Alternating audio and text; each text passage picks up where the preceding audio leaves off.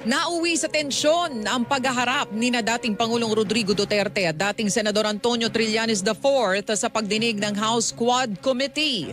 Tinanong ni House Deputy Speaker David Suarez si Duterte kung uubra bang mapirmahan niya ang waiver para mabuksan ang kanyang bank accounts, pero tanong ni Duterte, ano ang kapalit?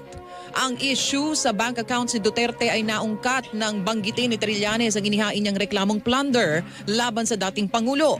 Iprinisenta pa ni Trillanes sa komite ang mga transaksyon sa bangko na umabot sa mahigit 2 bilyong piso na nasa ilalim na pangalan ng mga miyembro ng pamilya Duterte. Dito na sinabi ni Duterte na sasampalin niya si Trillanes, sabay kuha ng mikropono at iniamba sa dating senador.